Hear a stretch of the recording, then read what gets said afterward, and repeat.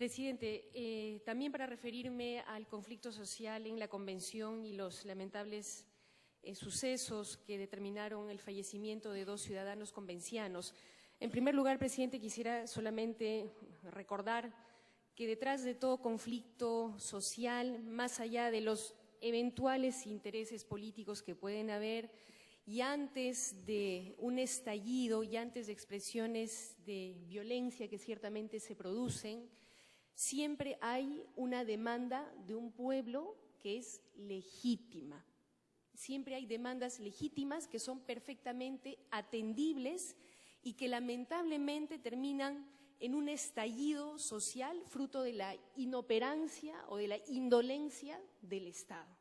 Todo lo que hemos visto hace unos minutos en el video se hubiera podido evitar si las demandas legítimas de la Convención se hubieran atendido cuando se plantearon al Ejecutivo, debidamente documentadas, canalizadas institucionalmente hace prácticamente 2 años atrás, en reuniones sucesivas con diferentes presidentes del Consejo de Ministros, presidente.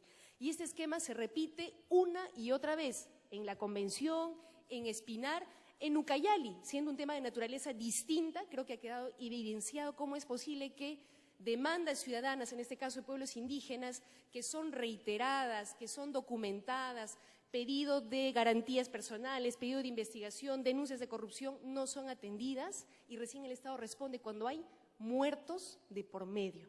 Y ese es el esquema que ya no se puede seguir repitiendo, presidente, porque lamentablemente los 2 muertos de la Convención no son un caso aislado. En lo que va de este gobierno, y pido que me corrija el inspector de la policía si es que la información que tiene es diferente, entiendo que ya son 32 los civiles fallecidos en contexto de conflicto social, en lo que va de este gobierno. Un número ciertamente inferior al del gobierno anterior, en el cual se llegó a más de 160 fallecidos en conflicto social, pero tampoco la idea es aquí entrar a discutir quién mató menos, ¿no es cierto? Toda vida humana es valiosa y tiene que ser protegida por el Estado, presidente. Sobre estos casos de civiles fallecidos en contexto de conflicto social por efectos de armas de fuego de la Policía Nacional, quisiera que se nos informe, en todo caso que se nos precise el número, si es que no es el que yo manejo, que vienen de organizaciones defensoras de los derechos humanos. Quisiera saber cuál es el estado de la investigación de cada uno de estos casos, si es que se ha identificado a los responsables, si es que se ha individualizado las responsabilidades, si es que se los ha sancionado, si es que se ha establecido algún tipo de responsabilidad y por lo tanto sanción, no solamente del personal que eventualmente disparó el arma de fuego, sino también del jefe policial a cargo de la intervención, que algún nivel de responsabilidad también debe tener por estos hechos. Y también, presidente, quisiera saber cuántas de las familias, de estas 32 familias, o un número inferior, si es que esa es la cifra oficial, cuántas de estas familias que perdieron a sus seres queridos, un padre, un hijo, un hermano, han sido indemnizadas. Entiendo yo que hay un proceso penal que determina una responsabilidad particular que puede tener un curso propio, pero también hay una responsabilidad del Estado como tal frente a esas familias. Y hay un antecedente concreto, lo mencionaba el congresista de la Torre hace un momento. El año pasado en la convención también, pasajeros de una combi, personal civil, campesinos, lamentablemente por un error de una patrulla combinada que intervino en horas de la noche, fueron heridos por arma de fuego. Se estableció que no eran narcotraficantes, como se dijo aquí en esta comisión, de la boca del propio ministro de Defensa, y se estableció que se había tratado de un error, llamémoslo así, del personal de las fuerzas combinadas en ese momento. Y en virtud de eso se estableció un acuerdo indemnizatorio y se ha indemnizado hoy por hoy a esas personas y esas familias. En los 32 casos a los que me estoy refiriendo, se ha procedido de manera similar, se ha indemnizado a alguna de estas familias, presidente. Presidente, y en último lugar quisiera plantear, más allá de los avances que ciertamente ha planteado el ministro de Interior en materia de derechos humanos, en tema de las intervenciones policiales, recomendar la lectura, presidente, de este valioso informe de la Defensoría del Pueblo, el informe número 156 sobre violencia en conflictos sociales, donde encontramos todo un capítulo referido específicamente a la intervención policial y donde se plantea, en caso de conflictos sociales, y donde se plantea una serie de recomendaciones que espero el Ministerio del Interior haya tomado en cuenta o esté tomando en cuenta. Por ejemplo, en el sentido de la necesidad, dice la Defensoría del Pueblo, diseñar e implementar un plan de fortalecimiento de la Policía Nacional del Perú que involucre una estrategia integral de especialización del personal policial, que vaya desde la etapa de la formación en las escuelas policiales hasta garantizar la permanencia en unidades especializadas.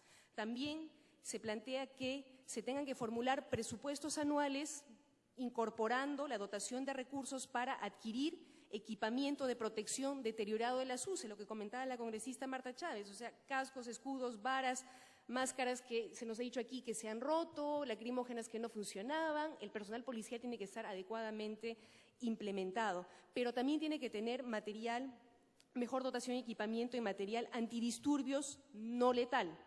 Quisiera que nos pudiera comentar qué adquisiciones se han hecho recientemente para garantizar que se cubran estas necesidades. Se plantea también en recomendaciones dirigidas a la Policía Nacional fortalecer las unidades de servicios especiales, implementar una directiva especializada en la intervención policial en escenarios de violencia, en conflictos sociales, que involucre capacitación para la comprensión cabal de la complejidad de un conflicto social, que tiene que ver no solamente con un discurso retórico y teórico sobre derechos humanos, sino con la necesaria comprensión de las características de los grupos sociales que protestan, los aspectos culturales, la naturaleza de las demandas que están planteando en contexto de conflicto social, modalidades de escalamiento de violencia, etcétera, etcétera. O sea, hay todo un planteamiento que, no sé, sería bueno que se nos informe si se está tomando en cuenta en la capacitación del personal policial y que debería involucrarse también, se plantea, en la malla curricular de las escuelas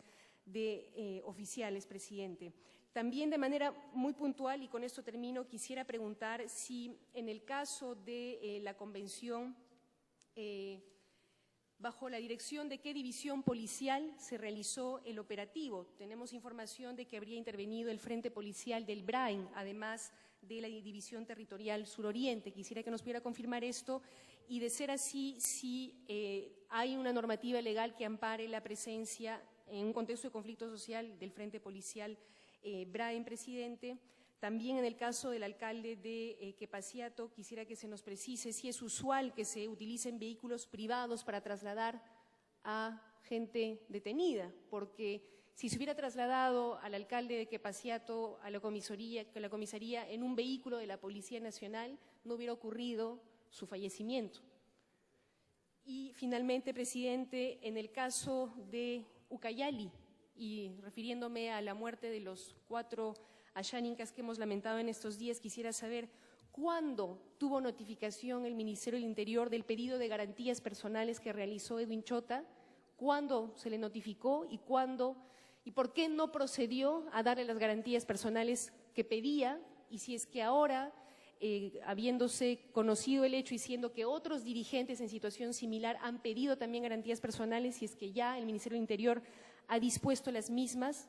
Y finalmente quisiera que nos informe si es cierto que se esperó a que pasaran 10 días para que el Ministerio Público pudiera trasladarse a recoger los cadáveres de estos indígenas. Si esto es así, la Policía Nacional, y extiendo la pregunta, aunque entiendo que no le compete directamente, o en todo caso el Ejército, no pudo disponer de vehículos, helicópteros o lo que fuera para que pudiera trasladarse el Ministerio Público y recoger los cuerpos en un tiempo mucho más corto, que ayudaría, dicho sea de paso, a la investigación y a la determinación de responsabilidades en el caso de las muertes de estos indígenas ayánicas, presidente. Eso para empezar. Muchas gracias. Gracias. No puedo permitir que venga a decirme que falta profesionalismo, cuando acá en la convención es claro que han existido otros intereses. La convención tiene más de 5.000 millones de soles de canon. ¿Quién ha administrado eso? ¿Cómo lo han administrado? O sea, aquí lo que debe... ¿Puedo opinar, no, señor presidente? Como una opinión de ciudadano. Aquí yo opino que debería entrar Contraloría y hacer una Contraloría desde el comienzo, de cuando se comenzó a recibir canon. ¿Dónde está ese dinero? ¿Por qué esa gente es tan pobre? ¿Por qué tiene tantas carencias? Y encima, aquí claramente ha habido todo un manejo político, porque han habido asusadores.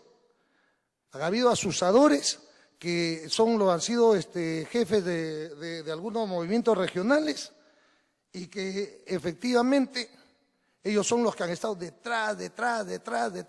Una vez que se les ha salido de las manos, ahí sí, esconden la piedra, se esconden y encima dicen, no, queremos una profunda investigación. Sí, pues, eso es lo que yo quisiera que haga el Ministerio Público, una profunda investigación para llegar efectivamente a quién fue el que inició todo esto.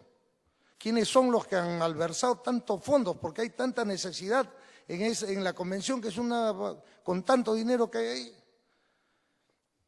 En fin, que había ya un diálogo en la PCM, que la policía es ineficiente. La policía lo que estaba haciendo es trasladándose para dar seguridad a la hidroeléctrica, y lo que ha pasado es que los han emboscado, y esa emboscada no es de principiantes. Y acá el general y todos los que conocen algo de táctica no me desmentirán, porque esa emboscada no es de principiantes, pues ha estado bien preparada. Pero en fin.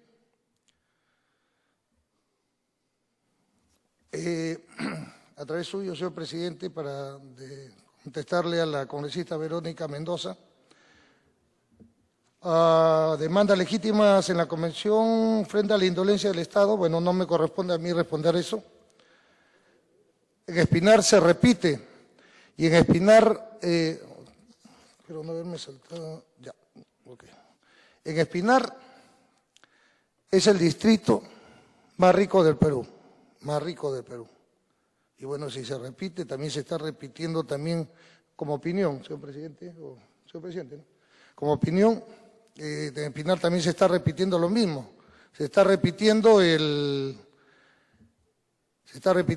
tema de la corrupción, porque ustedes saben perfectamente ahí que encuentran hasta piscinas temperadas, pero no hay agua ni desagüe. Sobre el pedido de garantías personales ya he verificado, y el señor Edwin Chota nunca pidió garantías personales.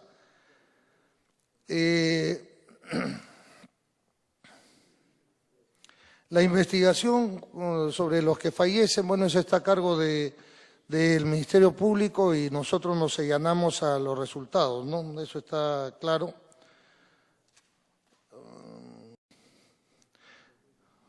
¿Qué dirección policial participa en el operativo? Ya expliqué cómo se hace, no necesariamente de la zona, pero el de la zona, el coronel, es el que tiene el comando. Lo que se le envía son efectivos de otros sitios, normalmente del FIR, y la Fuerza de Intervención Rápida la tenemos en Lima y la tenemos en las regiones.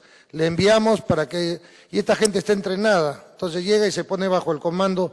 Ahora, a ese coronel lo relevamos el mismo día, pero no porque haya hecho algo malo, sino para que se puedan realizar las investigaciones con el coronel afuera, para que no se diga que está coaccionando, etcétera, en las investigaciones.